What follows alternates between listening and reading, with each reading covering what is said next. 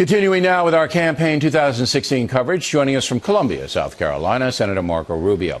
Now, Senator Rubio did not hear the interview with Donald Trump, so I'm going to have to bring him up to speed here. I asked Mr. Trump who he considers his main competition at this point in time. He hemmed and hawed. Of course, I was obnoxious, and I pulled it out of him. The two names that surfaced were yours and Ted Cruz. But then he said, you guys are like the three amigos, all right? You're pals, you're buddies. Is that all true? Well, we get along. I mean, obviously he says things about me I don't like, and so we respond and vice versa. But at the end of the day, we get along personally. I see him at the debates, and we have a nice time talking. And look, I think we all want the same thing at the end of the day in all this, is we don't want Hillary Clinton to be president. So we're going to have a friendly competition, I hope, about who the right person should be to take her on and the Democrats. But in the end, we're all going to be on the same team because we can't afford to have another 4 years like the last 8 years. And that's what Hillary Clinton represents. Okay. He said you made a mistake by calling Putin a gangster because if you're elected president, you're going to have to deal with Putin. And he says he's going to make Putin his friend, or at least try. So that, I thought, was a pretty decent point. If you call Putin a gangster, and I think he is, I absolutely think he's a gangster, then, you know, you go in with a poisoned well against an adversary that you're going to have to deal with. Well, look, first of all, Vladimir Putin doesn't take that as an insult. He said 60 Minutes, when they asked him that specific question, they told him that Marco Rubio had called him a gangster. He smiled and said, how can I be a gangster? I'm in the KGB. I think it's important that he knows that we know exactly who he is and what he's all about.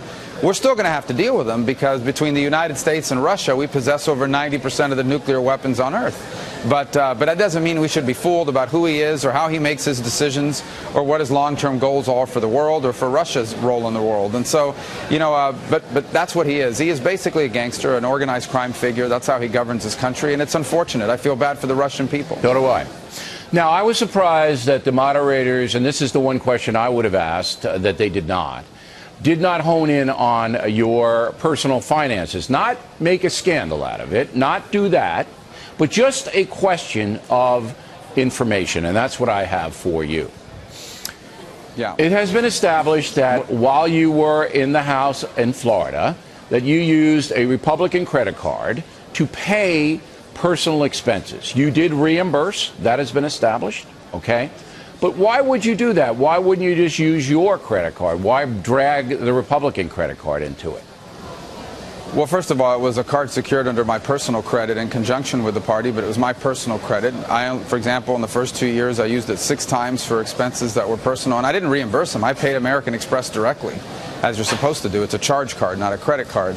I said I wouldn't do it the same way again for the exact same reason you're pointing out. It creates confusion. Yeah. But this has been looked at for years. This has been around for 5 years. At the end, it's a silly story. The finances that I care about are the finances of the American people, because you have millions of people in this country that are working harder than they have ever worked before, and they're barely making it. They're living paycheck to paycheck. They're not making any money on their savings account because interest is at zero. Their kids owe thousands of dollars in student loans. That's the important issue in the campaign, and I'm glad that yesterday's debate was focused on the big issues and not these, you know, silly things that have been talked about for 5 or 6 years and have been dealt with already. You know, I remember the New York Times article on that. You got traffic tickets on the front page, and when I was in Fort Lauderdale last Saturday night, I did a riff on that. I said, you know, if Senator Rubio only got 4 traffic tickets in, I don't know what it was, 6 or 7 years, I think he's an extraordinary driver. What? Yeah. Because if you go up 17 years. Yeah, if you go across Alligator Alley, just driving across, you're going to get 9 or 10 tickets. And you go through Immokalee and you go through these towns, they're going to give you 3 tickets. I mean, that's just it. So I said, he's the best driver in the country if he only got 4 tickets down in South Florida in that period of time. But the point of the matter I'm going to be is, in the Drivers Hall of Fame. I know the state real well. I used to teach high school down there. So you drive across the state, you're going to get a ticket. Clewiston, hey, pull over. Okay, now, is the media out to get you, Marco Rubio, in your opinion, right now? Well, there's number one biases for conflict, so they need there to be scandals. That's what drives eyeballs and readers, and so that's their number one conflict. I do think there's a bias against, at least a double standard when it comes to those of us who are conservatives. They hold us to a different standard than they hold Democrats, and I think you see, and liberals especially.